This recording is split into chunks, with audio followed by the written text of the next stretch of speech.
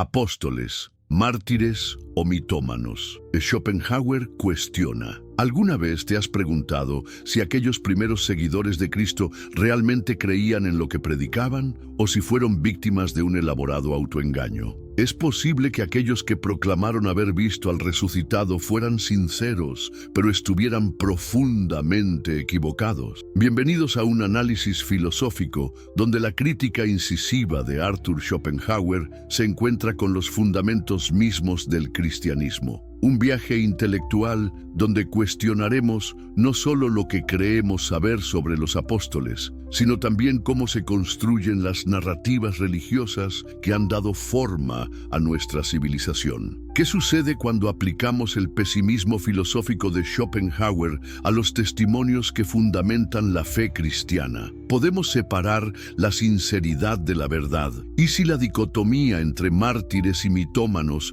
fuera una simplificación excesiva de la compleja psicología humana? En este recorrido exploraremos las profundidades del pensamiento schopenhaueriano para cuestionar, no con hostilidad, sino con rigor filosófico, los cimientos de una de las tradiciones religiosas más influyentes de la historia. ¿Estás preparado para cuestionar tus propias certezas? La visión de Schopenhauer sobre el cristianismo. Arthur Schopenhauer, ese filósofo alemán que vivió entre 1788 y 1860, desarrolló uno de los sistemas filosóficos más provocadores de la modernidad. ¿Pero qué tiene que decirnos sobre los apóstoles y el cristianismo primitivo? ¿Cómo podría su metafísica de la voluntad iluminar nuestra comprensión de los testimonios apostólicos? La formación filosófica de Schopenhauer fue profundamente influenciada por Kant, cuya distinción entre fenómeno y noúmeno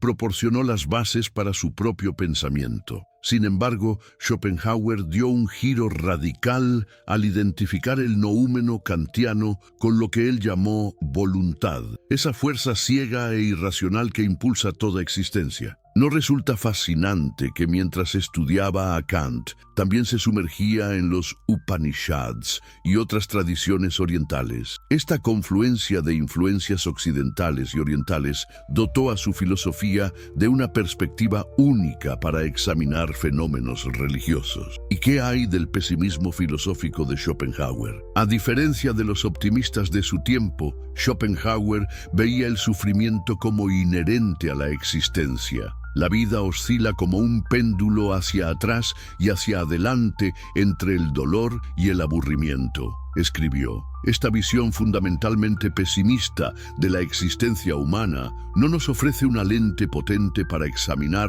las narrativas religiosas que prometen redención y vida eterna. En cuanto a su posición frente a la religión, Schopenhauer ocupaba un espacio peculiar. No era ni un ateo militante ni un creyente. Valoraba ciertos aspectos del cristianismo, particularmente su reconocimiento del sufrimiento y sus ideales ascéticos, pero rechazaba lo que consideraba sus ficciones judías, específicamente la idea de un Dios personal y creador. ¿No es revelador que admirara al Cristo sufriente mientras despreciaba al Dios judeocristiano? Para Schopenhauer, el cristianismo primitivo tenía valor precisamente porque reconocía la naturaleza sufriente de la existencia y proponía una negación de la voluntad de vivir a través del ascetismo. ¿No es curioso que este filósofo, considerado por muchos como ateo, encontrara puntos de convergencia con el mensaje cristiano original? Sin embargo, despreciaba profundamente la institucionalización posterior del cristianismo, que en su opinión había pervertido su mensaje original de renuncia. En su obra El mundo como voluntad y representación, Schopenhauer desarrolla su concepción de la verdad en diferentes niveles. Para él existe la verdad empírica, lo que podemos experimentar a través de nuestros sentidos, la verdad lógica, la coherencia interna de nuestros pensamientos y la verdad metafísica, relacionada con la voluntad como cosa en sí. Pero ¿cómo aplicar estos niveles de verdad a los testimonios religiosos? ¿Qué tipo de verdad podrían contener los relatos apostólicos? Schopenhauer sostenía que todo lo que conocemos es representación. El mundo tal como aparece ante nosotros, moldeado por las formas a priori de nuestro entendimiento. No es perturbador pensar que incluso nuestras convicciones más profundas podrían ser simplemente manifestaciones de la voluntad ciega operando a través de nosotros. ¿Y si los apóstoles estuvieran sinceramente convencidos de algo que era, en última instancia, una representación moldeada por sus necesidades psicológicas y por la voluntad universal? La ilusión, para Schopenhauer, no es meramente un error ocasional, sino un componente estructural de la existencia humana. Vivimos envueltos en el velo de Maya, ese conjunto de ilusiones que nos impide ver la realidad tal como es. ¿No podría ser la fe religiosa una manifestación más de este velo, una forma en que la voluntad nos consuela ante el sufrimiento inevitable de la existencia? En cuanto a las revelaciones divinas, Schopenhauer mantenía un escepticismo radical. ¿Cómo podríamos verificar empíricamente afirmaciones sobre lo sobrenatural? ¿Qué evidencia podría satisfacer a un escéptico filosófico sobre milagros o resurrecciones? Para él, los textos sagrados eran construcciones humanas, no divinas, productos de la historia, la cultura y la psicología humana, no transmisiones directas de verdades sobrenaturales. El testimonio apostólico bajo la lupa. ¿Qué es exactamente el testimonio apostólico? Nos referimos principalmente a los relatos contenidos en los evangelios canónicos, las epístolas paulinas y otros escritos del Nuevo Testamento que pretenden transmitir las experiencias y enseñanzas de aquellos que conocieron directamente a Jesús de Nazaret. Sin embargo, somos conscientes de los problemas históricos y textuales que rodean estos documentos. El corpus de textos que llamamos Nuevo Testamento no surgió completo ni de manera inmediata tras los eventos que describe.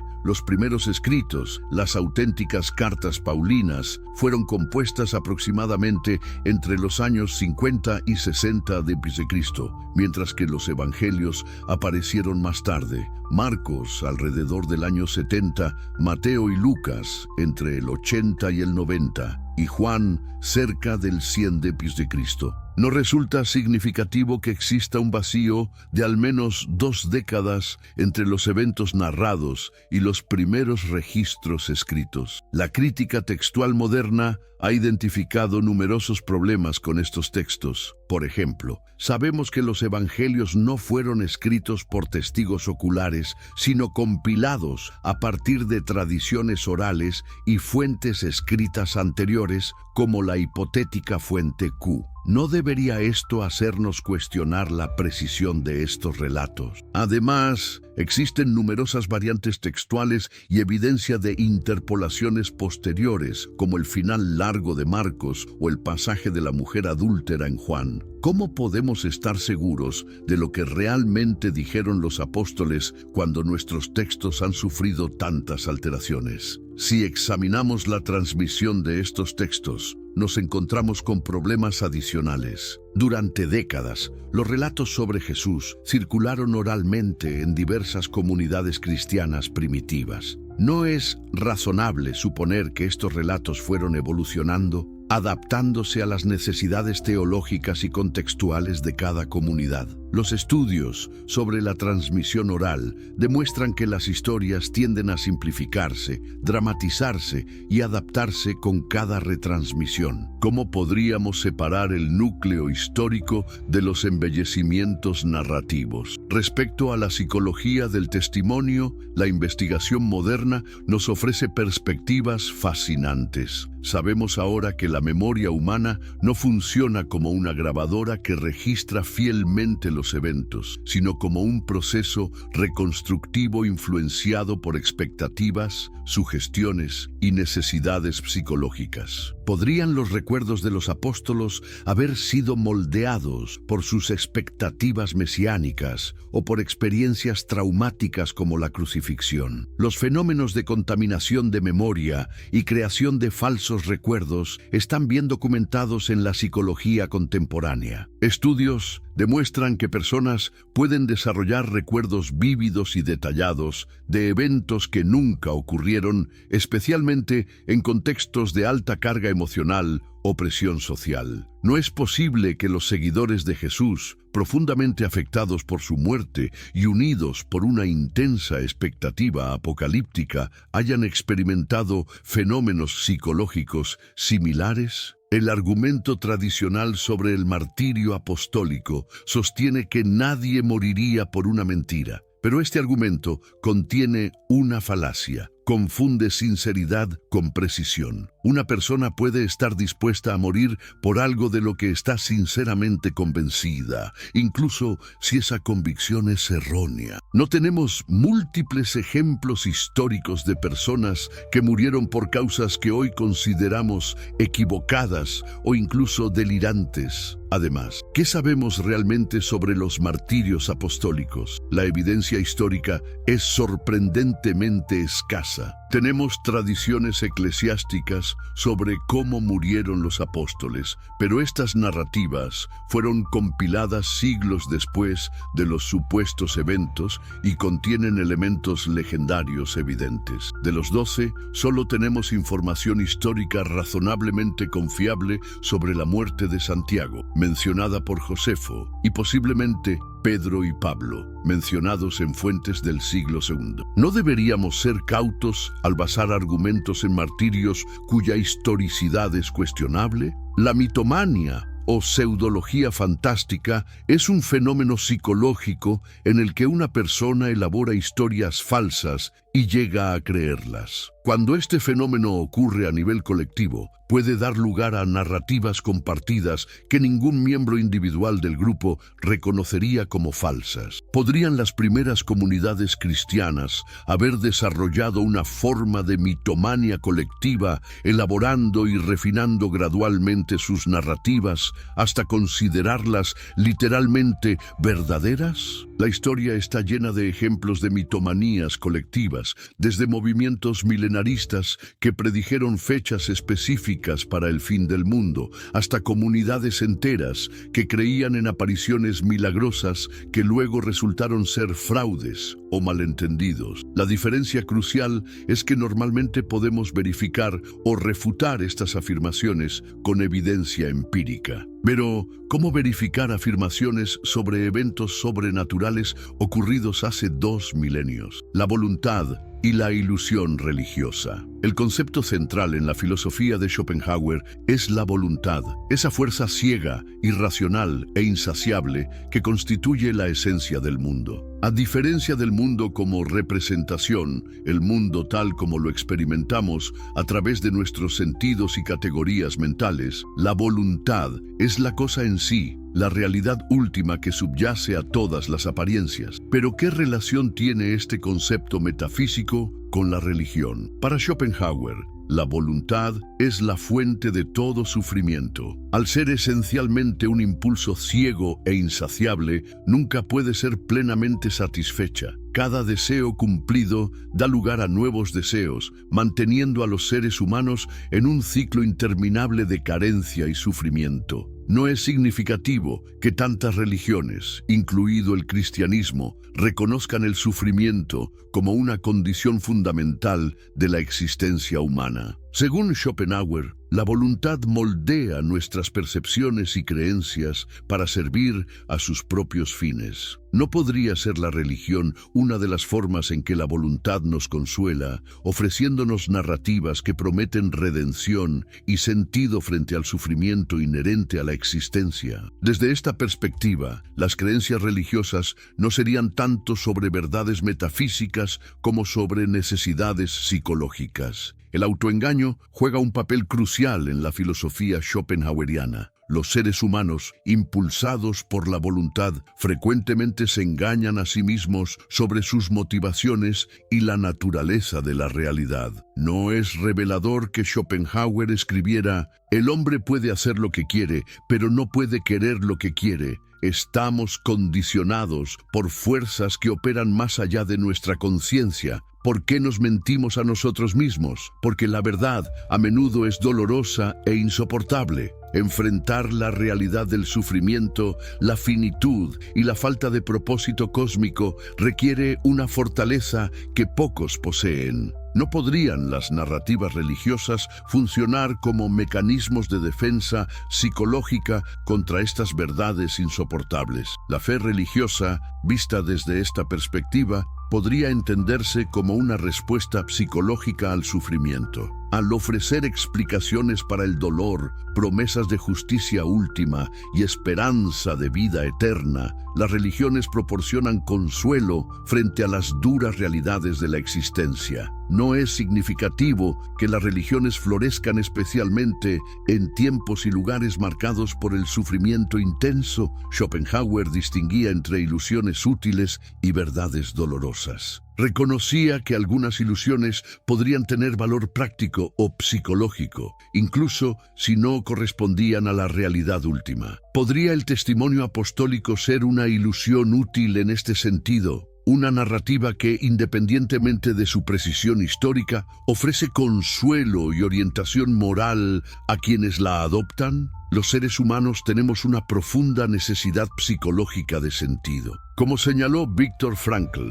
siglos después de Schopenhauer, aquellos que encuentran significado en su sufrimiento pueden soportar casi cualquier cómo. El absurdo y la falta de propósito resultan psicológicamente insoportables para la mayoría. ¿No podrían las narrativas religiosas, incluido el testimonio apostólico, satisfacer esta necesidad fundamental de significado? Las promesas de vida eterna funcionan como poderosos antídotos contra la angustia existencial provocada por la conciencia de nuestra finitud. La muerte, ese gran escándalo filosófico, se transforma en un mero tránsito hacia una existencia mejor. No es tentador abrazar narrativas que prometen trascender la muerte, incluso frente a la ausencia de evidencia empírica. En términos sociológicos, las comunidades religiosas construyen y mantienen colectivamente sus realidades. A través de rituales compartidos, narrativas sagradas y prácticas cotidianas, las comunidades validan mutuamente sus creencias, haciendo que lo que podría parecer implausible desde fuera resulte perfectamente natural para los iniciados. No es significativo que el cristianismo primitivo se desarrollara en pequeñas comunidades estrechamente unidas, donde la validación social de experiencias y creencias sería particularmente intensa. Fuentes históricas y problemas de transmisión. ¿Qué sabemos realmente sobre los textos que fundamentan el cristianismo? ¿Qué diría Schopenhauer sobre los métodos modernos de análisis histórico-crítico aplicados a los evangelios y epístolas? La investigación contemporánea sobre el Nuevo Testamento ha revelado un panorama mucho más complejo de lo que tradicionalmente se presentaba. El estado actual de la investigación sobre los textos neotestamentarios nos muestra un corpus literario diverso, escrito en diferentes momentos, por diferentes autores, con diferentes propósitos teológicos. Los evangelios sinópticos, Mateo, Marcos y Lucas, comparten material común, pero presentan a Jesús de maneras sutilmente diferentes. Juan ofrece una cristología mucho más desarrollada y abstracta. Las cartas paulinas reflejan las preocupaciones de comunidades específicas en momentos históricos particulares. ¿No es fascinante que, al analizar estos textos como documentos históricos, encontremos rastros de conflictos, debates y evoluciones teológicas dentro del cristianismo primitivo? Los problemas de autoría son particularmente relevantes. De los 27 libros del Nuevo Testamento, los eruditos contemporáneos consideran que solo 7 de las epístolas paulinas fueron escritas por el propio Pablo. los evangelios, tradicionalmente atribuidos a Mateo, Marcos, Lucas y Juan, fueron en realidad escritos anónimamente, y las atribuciones tradicionales aparecieron recién en el siglo II. ¿No debería esto hacernos cuestionar la cadena de transmisión del testimonio apostólico?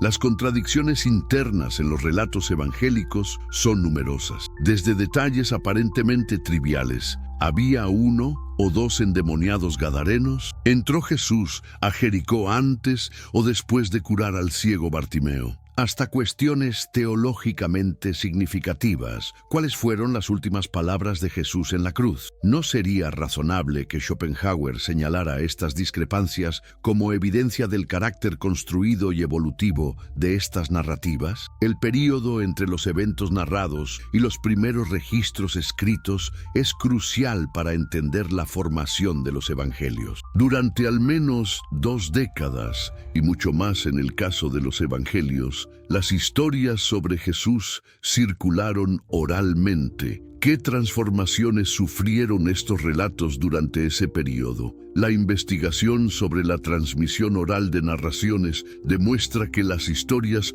rara vez permanecen estáticas. Tienden a condensarse, dramatizarse y adaptarse a las necesidades y expectativas de cada audiencia. ¿Podemos realmente esperar que relatos transmitidos oralmente durante décadas en diferentes comunidades, en diferentes idiomas, arameo original, griego de los textos, mantengan fidelidad histórica precisa? Experimentos psicológicos contemporáneos sobre el teléfono descompuesto revelan cuán rápidamente se transforman los mensajes, incluso en cadenas cortas de transmisión. ¿Qué ocurriría en décadas de transmisión oral? Las narrativas apostólicas no surgieron en el vacío, sino en un contexto cultural específico. El mundo mediterráneo del siglo I estaba impregnado de tradiciones apocalípticas judías, filosofía helenística, cultos mistéricos greco-romanos y prácticas religiosas orientales. ¿Cómo influyó este caldo de cultivo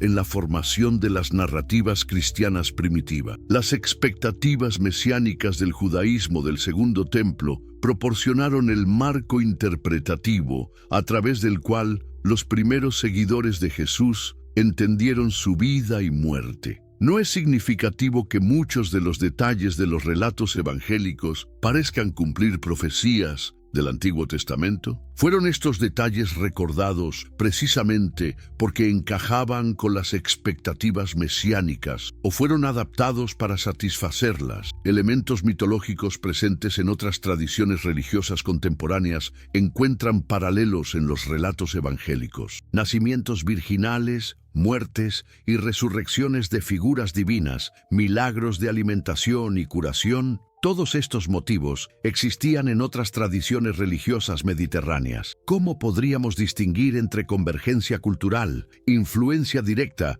y recuerdos históricos? Los problemas de traducción añaden otra capa de complejidad. Jesús habló principalmente en arameo, pero los textos del Nuevo Testamento fueron escritos en griego koine. ¿Qué matices se perdieron en esta traducción? Conceptos como reino de Dios, arrepentimiento, salvación o Hijo del Hombre tienen connotaciones diferentes en los contextos culturales arameo y griego. ¿Cómo podríamos recuperar el significado original tras múltiples capas de traducción cultural y lingüística? Cada traducción implica interpretación. No existe la traducción perfectamente neutral. Los traductores antiguos, al igual que los modernos, tomaban decisiones interpretativas basadas en sus propios marcos teológicos y culturales. No es revelador que podamos encontrar diferencias significativas incluso entre las primeras traducciones latinas y siríacas de los textos griegos. La evolución semántica de términos religiosos a lo largo de los siglos complica aún más nuestra comprensión. Palabras como fe, justificación,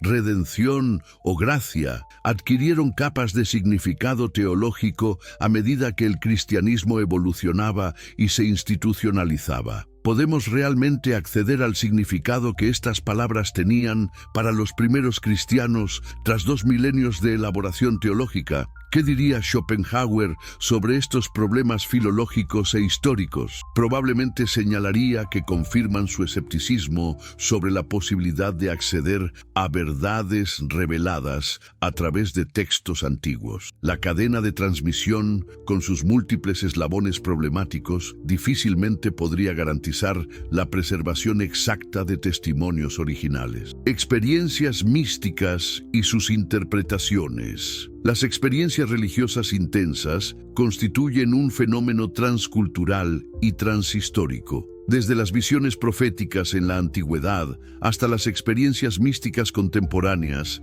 los seres humanos han reportado encuentros con lo que perciben como realidades trascendentes. ¿Cómo entendería Schopenhauer estas experiencias? ¿Y qué luz podrían arrojar sobre los testimonios apostólicos, particularmente sobre las apariciones post-resurrección? La naturaleza de las experiencias místicas presenta un desafío filosófico fascinante. Son subjetivamente convincentes para quienes las experimentan, frecuentemente transformadoras, pero resistentes a la verificación objetiva. No es significativo que personas de diferentes tradiciones religiosas reporten experiencias similares, sensación de luz, unidad cósmica, trascendencia del tiempo, pero las interpreten según sus marcos culturales específicos. Las explicaciones neurológicas contemporáneas sugieren que ciertos estados místicos corresponden a patrones específicos de actividad cerebral. Experiencias de unidad cósmica,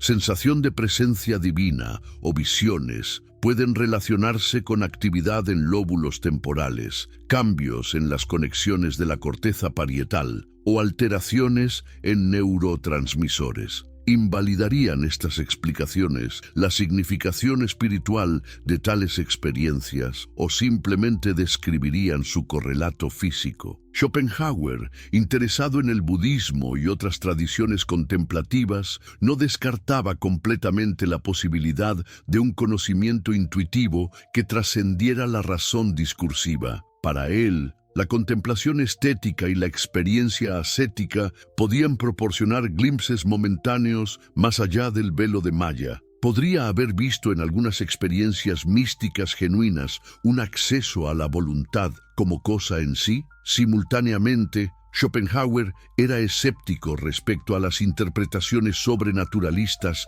de fenómenos psicológicos. No hubiera señalado que diferentes culturas interpretan experiencias similares según sus propios marcos conceptuales. Un budista, un cristiano y un hindú pueden tener experiencias místicas similares, pero interpretarlas radicalmente distinto. El fenómeno de las alucinaciones y visiones es particularmente relevante para nuestra discusión. La investigación contemporánea muestra que las alucinaciones son mucho más comunes de lo que se pensaba anteriormente. Personas perfectamente sanas pueden experimentar alucinaciones durante períodos de estrés intenso, privación sensorial, duelo o en estados hipnagógicos entre la vigilia y el sueño. ¿Qué implicaciones tiene esto para los relatos de apariciones post-resurrección? No es necesario suponer engaño deliberado para explicar tales testimonios. Experiencias alucinatorias genuinas,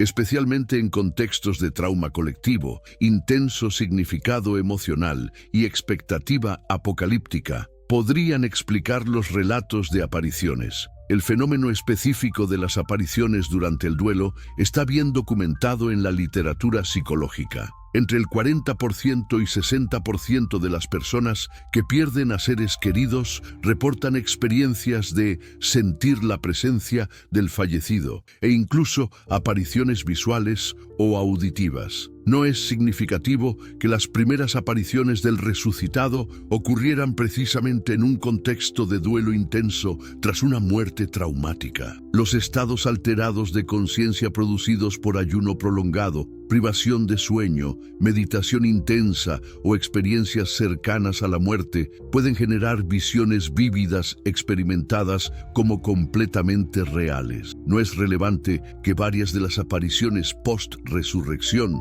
ocurrieran en contextos que podrían haber involucrado estos factores. como vigilias de oración. Las perspectivas psicológicas contemporáneas sobre las visiones nos permiten entenderlas como fenómenos humanos significativos sin necesidad de explicaciones sobrenaturales. No hubiera Schopenhauer apreciado este enfoque naturalista que reconoce la profunda importancia psicológica de tales experiencias sin invocar lo sobrenatural. La psicología de la conversión religiosa ofrece otra perspectiva iluminadora. Las conversiones religiosas súbitas frecuentemente implican experiencias sensoriales intensas, seguidas de una completa reorientación existencial. El caso paradigmático en el cristianismo primitivo es la conversión de Pablo de Tarso, quien reporta una experiencia visionaria que transformó al perseguidor en apóstol. ¿Cómo entendería Schopenhauer esta transformación psicológica?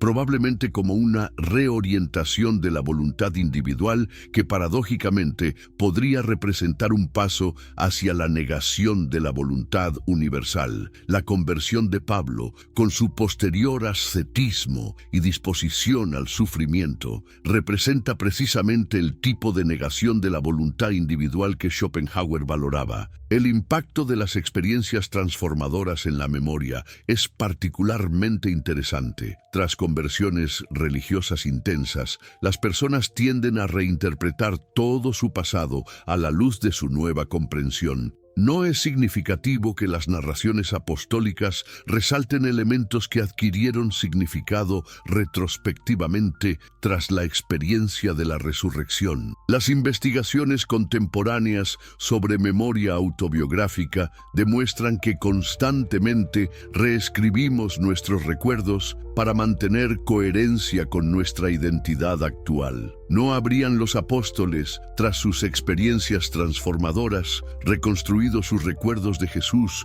para hacerlos coherentes con su nueva comprensión teológica? El papel de la comunidad en la validación de experiencias religiosas no puede subestimarse. Las experiencias subjetivas adquieren estabilidad y significado cuando son validadas por una comunidad interpretativa.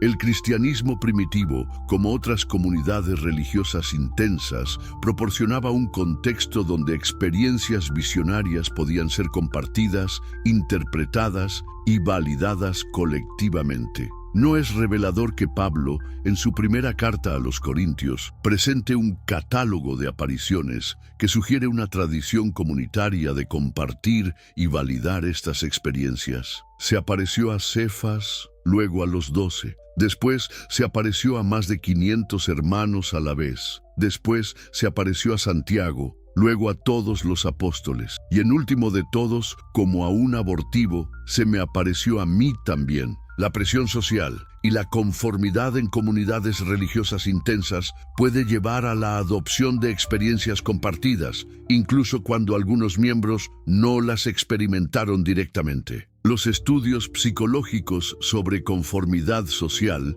como los clásicos experimentos de Asch, demuestran que el testimonio de otros puede llevarnos a dudar de nuestra propia percepción o a aceptar percepciones ajenas. ¿No podría esto explicar la rápida aceptación y elaboración de narrativas de resurrección en comunidades cristianas primitivas? Finalmente, las comunidades religiosas desarrollan realidades consensuales, marcos compartidos de interpretación que dan sentido a la experiencia colectiva. Estas realidades consensuales pueden ser poderosamente convincentes para los iniciados, mientras resultan implausibles para los foráneos. ¿No podría el testimonio apostólico representar precisamente esta clase de realidad consensual, desarrollada dentro de comunidades con intensos vínculos sociales y experiencias compartidas? Diálogo entre pesimismo y fe. El problema del sufrimiento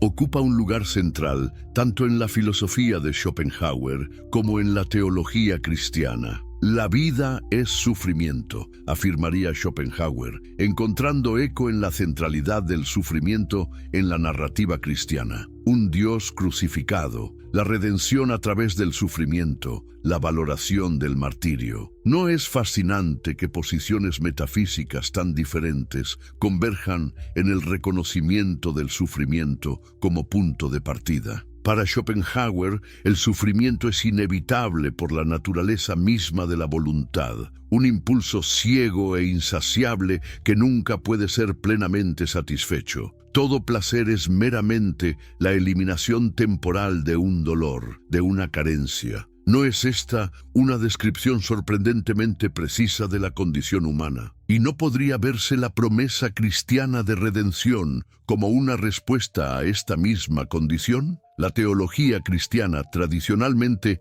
ha abordado el problema del mal a través de la teodicea, intentos de justificar la existencia del sufrimiento en un mundo creado por un Dios omnipotente y benevolente. Desde Agustín hasta Leibniz, estos intentos han buscado reconciliar la bondad divina con la evidencia del mal. No rechazaría Schopenhauer estas teodiceas como racionalizaciones que evitan confrontar la verdadera naturaleza del mundo. Para Schopenhauer, el sufrimiento no requiere justificación teológica porque no proviene de un creador benevolente, sino de la naturaleza misma de la existencia. ¿No es esta posición, paradójicamente, más compatible con la experiencia humana del sufrimiento? ¿No ofrece una explicación más directa de por qué sufrimos? El ideal ascético representa un fascinante punto de convergencia entre Schopenhauer y el cristianismo primitivo. En las epístolas paulinas,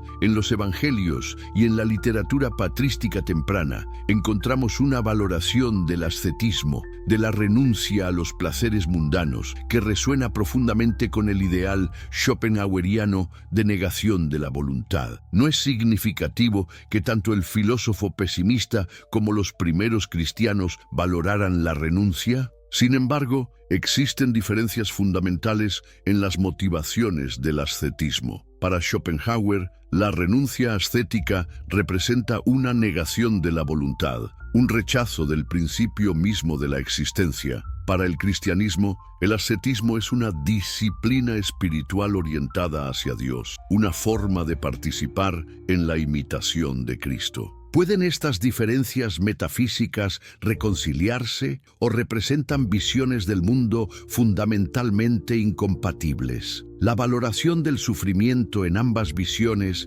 merece atención especial. Para Schopenhauer, el sufrimiento puede tener un valor redentor al revelarnos la naturaleza ilusoria de la existencia individual y conducirnos hacia la negación de la voluntad. Para el cristianismo, el sufrimiento puede ser participación en la cruz de Cristo, un medio de purificación espiritual. ¿No representan ambas visiones una transformación del sufrimiento de mero mal a potencial camino de redención? La compasión emerge como un sorprendente punto de convergencia entre Schopenhauer y la ética cristiana. Para Schopenhauer, la compasión surge del reconocimiento de la unidad metafísica de todos los seres en la voluntad universal. Al reconocer que el otro es, en esencia, lo mismo que yo, el velo de individualidad se disuelve momentáneamente. ¿No es esta una base filosófica profunda para la ética de la compasión? El amor al prójimo en la doctrina cristiana,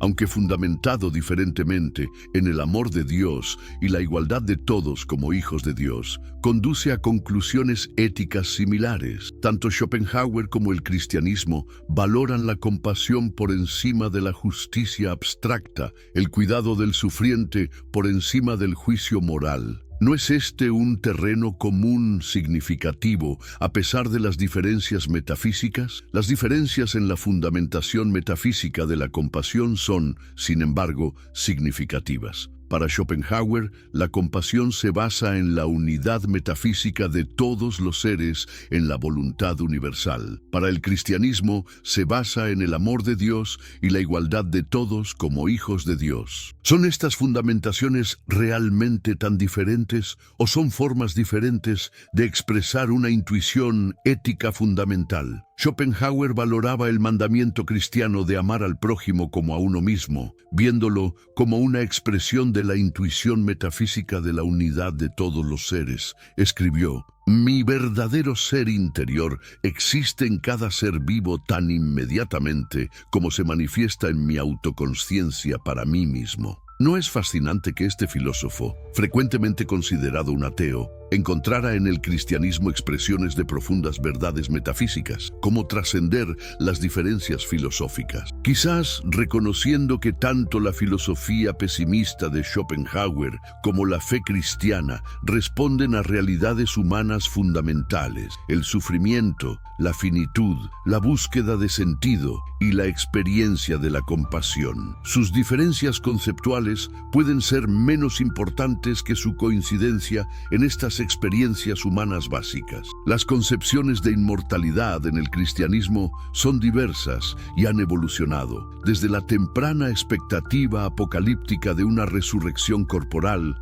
hasta las conceptualizaciones más abstractas de la vida eterna como comunión con Dios. ¿Cómo se relacionan estas concepciones con la visión schopenhaueriana sobre la muerte? Para Schopenhauer, la muerte del individuo no significa la aniquilación total. Aunque la conciencia individual desaparece, la voluntad universal que se manifiesta en cada ser es indestructible. Lo que el sueño es para el individuo, la muerte lo es para la voluntad. No hay aquí un punto de contacto con las concepciones más místicas de la inmortalidad cristiana, como absorción en lo divino. El deseo de eternidad, desde la perspectiva schopenhaueriana, puede entenderse como una manifestación de la voluntad de vivir que resiste su propia finitud. La promesa cristiana de vida eterna respondería a este deseo fundamental. Pero ¿es esta respuesta una verdad metafísica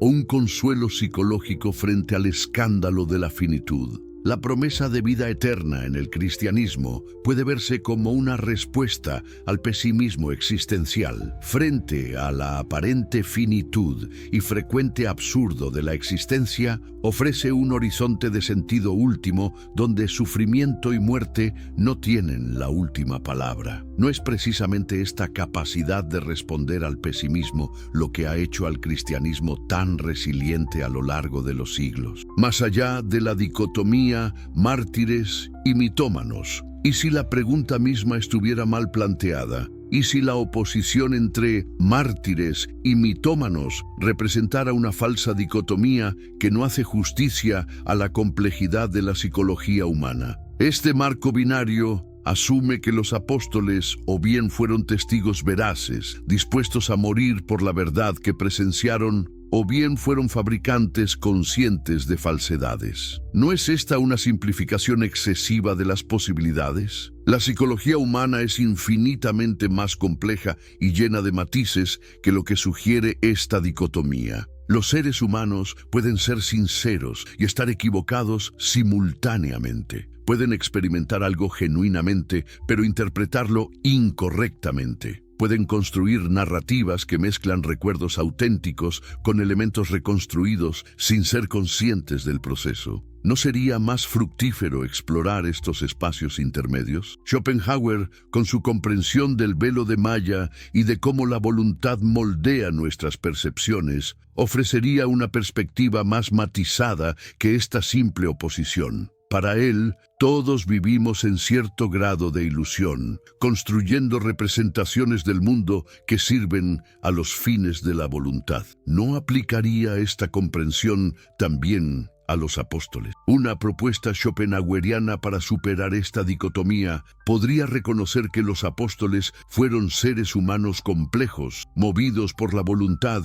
pero capaces también de autotrascendencia. Ni héroes impecables de la verdad, ni fabricantes cínicos de mentiras, sino personas que, como todos nosotros, buscaban sentido en un mundo marcado por el sufrimiento y la finitud. La sinceridad subjetiva es una cosa, la precisión objetiva otra completamente distinta. Una persona puede estar absolutamente convencida de la verdad de su testimonio y, sin embargo, estar fundamentalmente equivocada. Los estudios sobre testimonios oculares demuestran que incluso los testigos más sinceros y seguros pueden recordar eventos incorrectamente, especialmente en situaciones de alta carga emocional. No podría aplicarse esto a los testimonios apostólicos. El problema se complica aún más cuando hablamos de eventos extraordinarios o milagrosos. Como señaló David Hume, ante afirmaciones sobre milagros debemos preguntarnos: ¿qué es más probable? que haya ocurrido una suspensión de las leyes naturales o que el testimonio sea erróneo de alguna manera. ¿No aplicaría Schopenhauer un escepticismo similar? Si aceptamos la sinceridad de los apóstoles, pero cuestionamos la precisión objetiva de sus testimonios, no estamos acusándolos de engaño. Estamos simplemente reconociendo las limitaciones inherentes a la condición humana, especialmente cuando se trata de dar testimonio sobre eventos extraordinarios ocurridos en contextos de alta intensidad emocional. ¿No es esta una posición más caritativa que acusarlos de mentir deliberadamente? ¿Qué diría Schopenhauer sobre la sinceridad de los apóstoles? Probablemente reconocería su honestidad subjetiva mientras cuestionaría la posibilidad de acceder a verdades metafísicas o sobrenaturales a través del testimonio humano. Su escepticismo se dirigiría no tanto a la integridad moral de los testigos como a las limitaciones epistemológicas del testimonio mismo. Los mitos no son simples falsedades, son vehículos de verdades no literales. Funcionan como estructuras narrativas que transmiten significados profundos que trascienden la mera factualidad histórica. Desde Jung hasta Campbell, los estudiosos han reconocido que los mitos encapsulan verdades psicológicas, existenciales y sociales. ¿No podríamos aplicar esta comprensión al testimonio apostólico? Los mitos tienen una función crucial en la cohesión social. Proporcionan narrativas compartidas que definen la identidad del grupo, transmiten sus valores y establecen sus objetivos. El testimonio apostólico ciertamente cumplió esta función para las comunidades cristianas primitivas, proporcionando una narrativa fundacional que dio sentido a su experiencia colectiva. ¿Disminuye esto su valor? Las narrativas religiosas transmiten valores que pueden trascender la cuestión de su historicidad literal. La narrativa de la pasión, muerte y resurrección de Cristo ha transmitido valores de sacrificio, redención y esperanza que han moldeado profundamente la civilización occidental. Depende el valor de estos aportes enteramente de la precisión histórica de los relatos. Schopenhauer, a pesar de su escepticismo religioso, no desdeñaba completamente el valor de los mitos. Reconocía que podían expresar intuiciones profundas sobre la naturaleza de la realidad y la condición humana de maneras que el discurso filosófico abstracto no siempre podía capturar. ¿No podría haber visto en algunos aspectos del testimonio apostólico expresiones de tales intuiciones? ¿Pueden coexistir la fe y el pensamiento crítico? Esta es una de las preguntas más acuciantes que surgen de nuestro análisis. La oposición simplista entre una fe ciega y un escepticismo absoluto no hace justicia a las posibilidades más matizadas. No es posible mantener una fe que acoge el cuestionamiento y la reflexión crítica. Los límites del conocimiento empírico son reconocidos tanto por Schopenhauer como por muchas tradiciones teológicas sofisticadas. Sabemos que la ciencia y la historia pueden decirnos mucho sobre el mundo fenoménico, pero tienen límites inherentes. Hay preguntas sobre el sentido último, el propósito y el valor que trascienden lo que el método empírico puede responder. No es en este espacio donde la fe y la filosofía podrían dialogar productivamente. El salto de fe kierkegaardiano representa una respuesta a los límites del conocimiento racional. Reconoce que en cuestiones últimas la certeza absoluta es imposible y eventualmente debemos comprometernos existencialmente más allá de lo que la evidencia estrictamente justifica. La cautela filosófica de Schopenhauer, por otro lado, nos advierte contra los peligros de tales saltos. ¿Son estas posiciones irreconciliables? Una propuesta de diálogo entre la crítica schopenhaueriana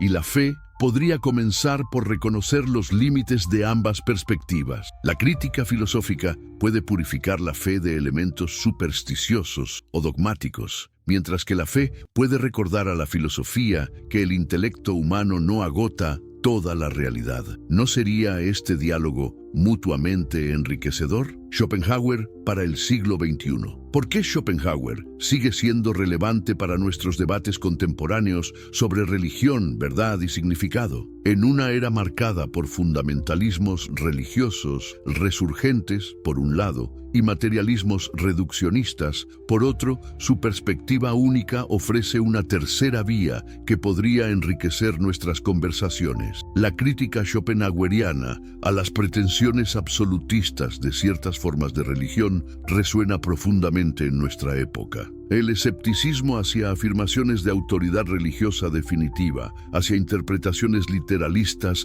de textos sagrados y hacia teodiceas simplistas que intentan justificar el sufrimiento humano, todo esto sigue siendo relevante en nuestros debates actuales. ¿No necesitamos hoy más que nunca esta actitud de cuestionamiento crítico? Sin embargo, el pesimismo de Schopenhauer también ofrece un correctivo al optimismo tecnológico y al materialismo que dominan gran parte de la cultura contemporánea. Su insistencia en que el progreso material y tecnológico no resuelve los problemas fundamentales de la existencia humana resuena en una época de avances tecnológicos sin precedentes, acompañados de crisis existenciales igualmente profundas. ¿No nos recuerda esto que nuestros problemas más profundos son existenciales y espirituales, no meramente técnicos? El problema del sufrimiento persiste en nuestra era, a pesar de avances médicos, tecnológicos y sociales. Las preguntas fundamentales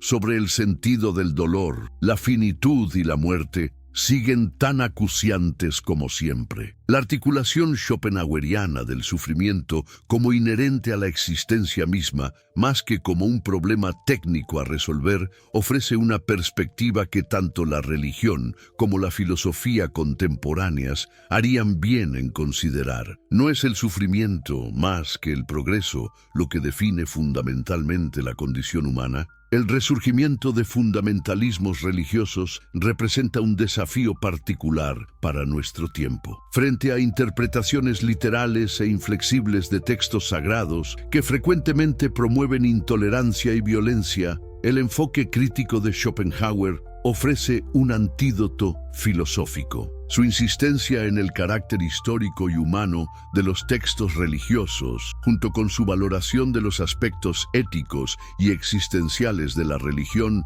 por encima de sus afirmaciones metafísicas, proporciona un modelo para formas más reflexivas de espiritualidad. ¿No es esta una respuesta filosófica necesaria frente al fundamentalismo? ¿Es posible un diálogo productivo entre el pesimismo filosófico y ciertas formas de fe religiosa? Aunque pueda parecer improbable a primera vista, existen puntos de encuentro significativos entre la teología contemporánea y aspectos del pensamiento schopenhaueriano. La teología existencial del siglo XX, representada por figuras como Paul Tillich o Rudolf Bultmann, desarrolló formas de pensamiento cristiano que resonaban con preocupaciones schopenhauerianas. Su desmitologización de los relatos bíblicos, su énfasis en la angustia existencial y su reinterpretación de conceptos religiosos tradicionales en términos existenciales crearon espacios para un diálogo entre fe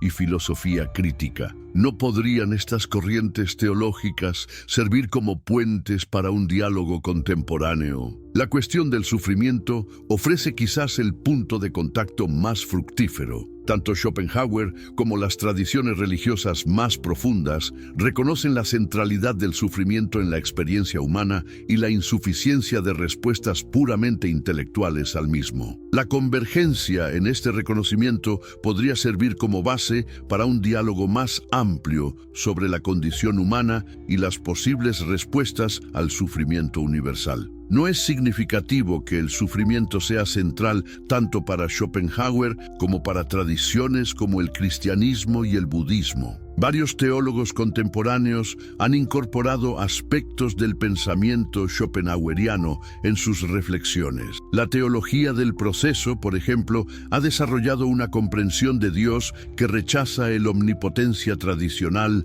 y reconoce las limitaciones inherentes incluso a lo divino, resonando con la crítica schopenhaueriana a las concepciones tradicionales de la providencia divina. Las teologías de la cruz han enfatizado el sufrimiento divino de maneras que podrían dialogar con la comprensión schopenhaueriana del sufrimiento como inherente a la existencia. ¿No demuestran estos desarrollos la posibilidad de un diálogo fructífero? ¿Es posible una fe que no ignore el pesimismo? Schopenhauer valoraba el cristianismo primitivo precisamente porque no evadía la realidad del sufrimiento, sino que la colocaba en su centro. Una fe contemporánea que dialogue con Schopenhauer tendría que mantener esta honestidad frente al sufrimiento, rechazando promesas simplistas de prosperidad o explicaciones fáciles del mal. ¿No sería esta una fe más madura y resistente, precisamente por haber integrado la crítica pesimista? Tanto la apologética religiosa simplista como el ateísmo militante representan posiciones que no hacen justicia a la complejidad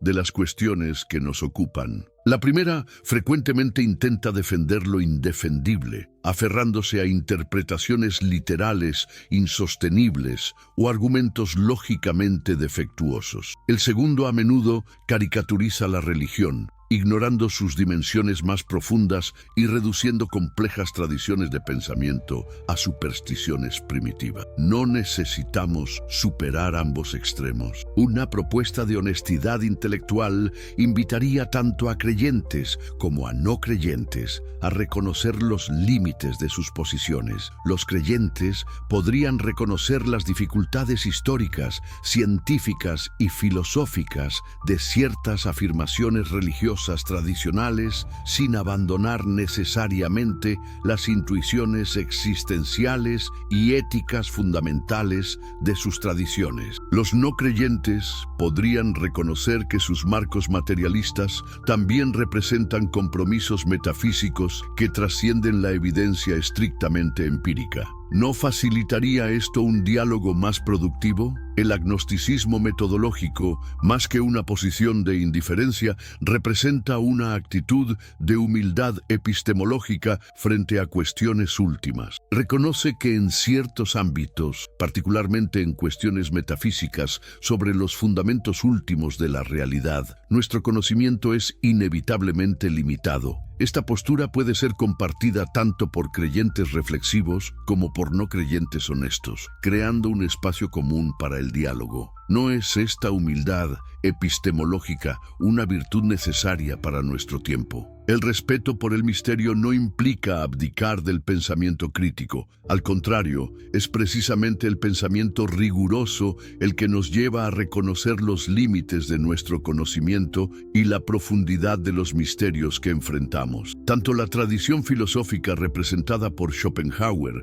como las tradiciones religiosas más sofisticadas reconocen esta tensión entre la búsqueda intelectual y el encuentro con lo que trasciende nuestras categorías conceptuales. ¿No es este reconocimiento compartido del misterio otro punto de contacto potencial? Una ética para tiempos sombríos emerge como una de las contribuciones más valiosas que podría ofrecer un diálogo entre el pensamiento schopenhaueriano y las tradiciones religiosas. En un mundo donde tanto el optimismo tecnológico como las promesas religiosas simplistas muestran sus limitaciones, necesitamos recursos éticos y existenciales para afrontar la realidad del sufrimiento universal. ¿Qué podría ofrecernos tal ética? La compasión como respuesta al sufrimiento universal representa un punto de convergencia crucial entre Schopenhauer y muchas tradiciones religiosas. Ante el reconocimiento del sufrimiento como condición universal, la respuesta ética fundamental es la compasión. ese reconocimiento de nuestra unidad con todos los seres sufrientes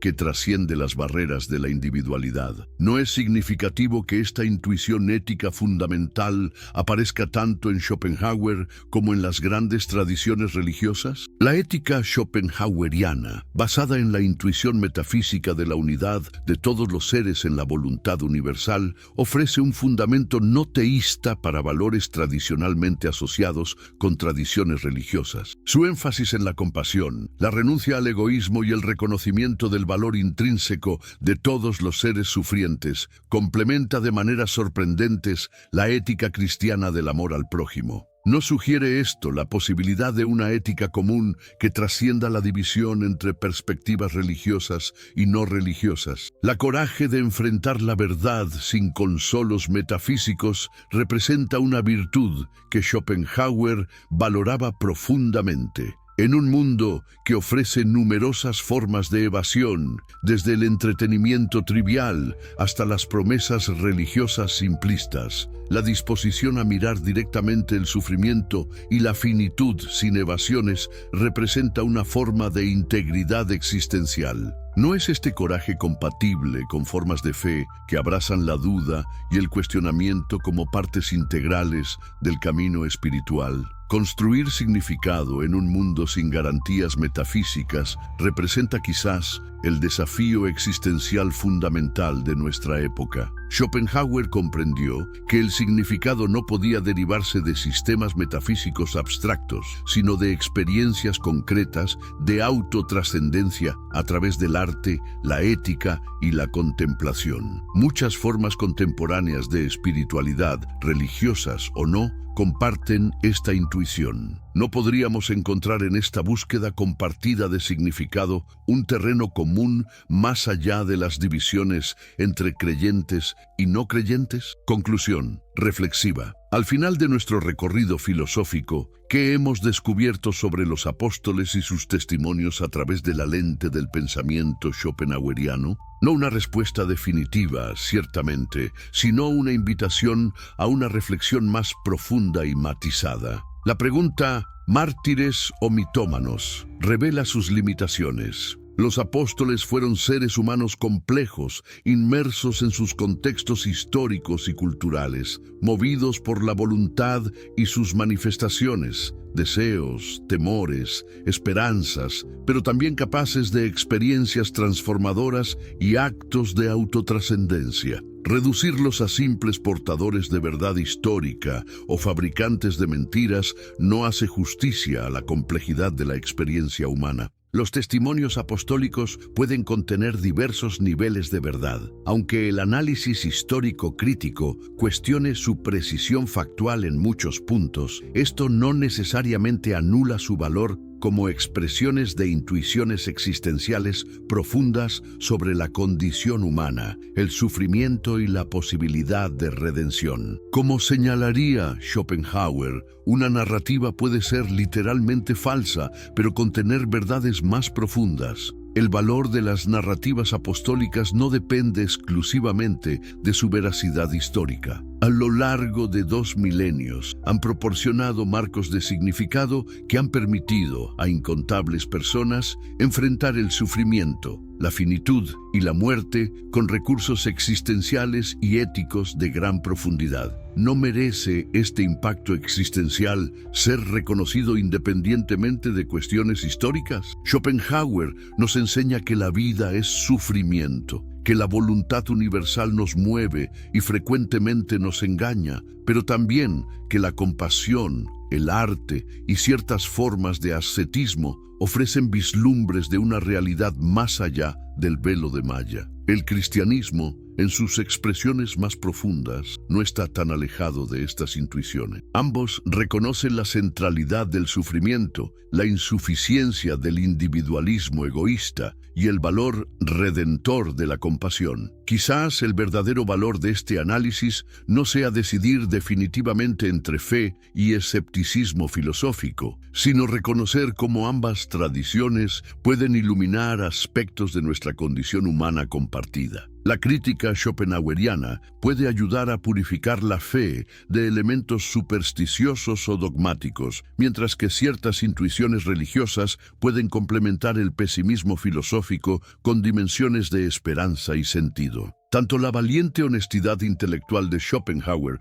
como la búsqueda apasionada de verdad de los primeros cristianos representan ejemplos de compromiso existencial con preguntas últimas. Aunque llegaron a conclusiones diferentes, ambos se negaron a aceptar respuestas superficiales o evasiones cómodas. No podríamos honrar ambas tradiciones, manteniendo viva esta pasión por la verdad junto con una humildad epistemológica apropiada. En un mundo fragmentado por fundamentalismos religiosos y reduccionismos materialistas, quizás necesitamos más que nunca esta disposición a habitar las preguntas difíciles con paciencia y apertura. Los apóstoles y Schopenhauer, desde sus perspectivas radicalmente diferentes, nos invitan a no contentarnos con respuestas fáciles, sino a buscar verdades más profundas sobre nuestra condición humana compartida. Terminaremos con una reflexión del propio Schopenhauer